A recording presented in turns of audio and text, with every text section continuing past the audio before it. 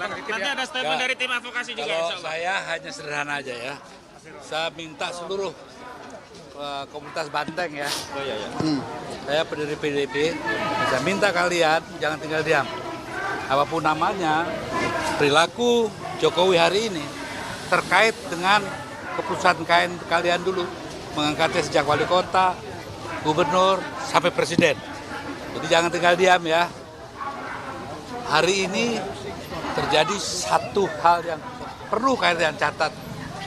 Bahwa tokoh yang kalian ajukan sebagai pemimpin bangsa ini ternyata bawa masalah. Masalah ini harus juga menjadi kalian, ya, tanggung jawab kalian untuk diselesaikan. Dari kaum Banteng jangan tidur, ayo bergerak. Siap. Baik. Baik, sebentar ada tambahan dari kami. Ini adalah tambahan dari tim advokasi. Yang pertama, kami menyampaikan bahwa pada Senin yang lalu, 9 dari saksi yang dipanggil Polda tidak bisa memenuhi dan kita minta tunda setelah 17 Agustus. Dan kami waktu itu sudah sampaikan, salah satu klien kami yakni Pak Abraham Samad datang, dan hari ini kedatangan Pak Abraham Samad menegaskan bahwa Pak Abraham Samad kooperatif dalam rangka memenuhi panggilan penyidik. Bukan berarti yang kemarin tidak datang juga tidak kooperatif, karena kami sesuai dengan KUHP juga sudah menyampaikan uzur atau permintaan untuk penjadwalan ulang, dan kami informasikan sampai hari ini belum ada jadwal ulang dari penyidik Polda Metro Jaya.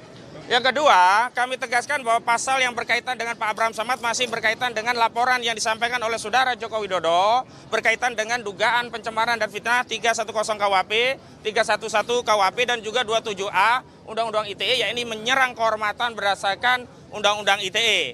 Namun sangat disayangkan sampai hari ini belum ada satupun nama yang disebutkan oleh pelapor selaku korban pencemaran dan fitnah, yakni Saudara Joko Widodo, yang saat dikonfirmasi oleh media siapa nama yang dia laporkan dari 12 nama yang hari ini setelah ada SPDB surat pemberitahuan dimulainya penyidikan yang dikirimkan ke Pengadilan Tinggi DKI yang ditembuskan kepada klien kami, sudah ada 12 terlapor.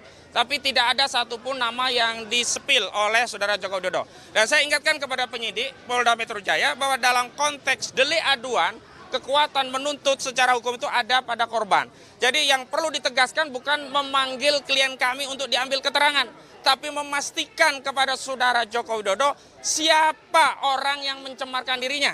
Karena delik aduan tidak seperti delik umum. Kalau delik umum melaporkan pencuri, pencurinya siapa? Silakan Pak Polisi cari pencurinya.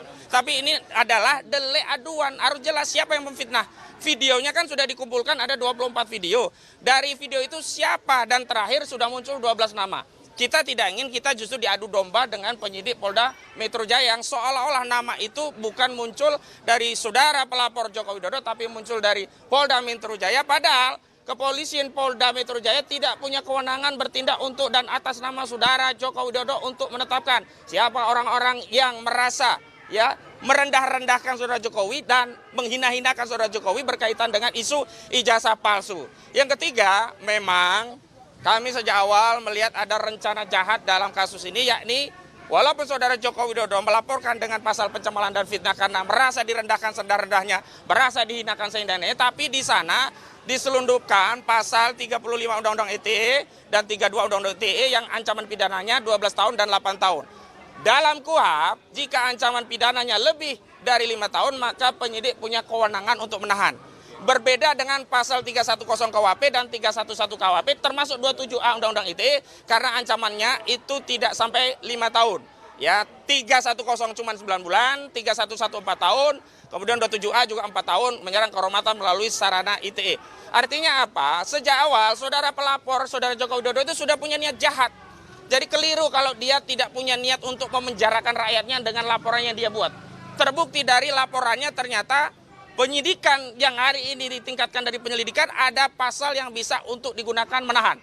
Adapun laporan-laporan lainnya baik oleh Lecumanan, Andi Kurniawan, Maret Samuel Seuken sebenarnya tidak memiliki nilai hukum karena hari ini kasusnya adalah ijazah Jokowi yang dipersoalkan, bukan ijazahnya Lecumanan, bukan ijazahnya Andi Kurniawan, bukan ijazahnya Samuel Seuken. Jadi kami tegaskan cara melapor yang nimbrung di persoalan dalam Jokowi ini justru akan menambah pecah belah anak bangsa. Dan hari ini sudah tidak penting lagi sepertinya apakah ijazah saudara Joko Widodo ditunjukkan atau tidak. Karena faktanya kami melihat masyarakat ditunjukkan atau tidak ada bedanya. Hari ini kita sudah terbelah. Hari ini anak bangsa tercerai-berai hanya karena membicarakan ijazah saudara Joko Widodo. Yang sejak awal semestinya saudara Joko Widodo bisa menunjukkannya dan segera melerai perpecahan di antara anak bangsa sehingga tidak perlu lagi ada yang saling lapor-melapor. Dan terakhir, kami ingin tegaskan bahwa tim advokasi tidak sendiri. Ya, untuk kasus Pak Abraham Samad ada dari LBH Jakarta, ada YLBHI, bahkan ada dari LBH AP Muhammadiyah, Pak Gufroni. Pak Gufroni nanti sampaikan statement Pak Gufroni. Jadi jangan anggap bahwa yang concern dengan ijazah ini hanya tim advokasi, ada juga dari Kontras ya. Karena itu kami berpesan kepada kubu Joko Widodo, Anda sudah memulai perang semesta dengan melaporkan 12 orang terlapor yang namanya hari ini mulai disidik.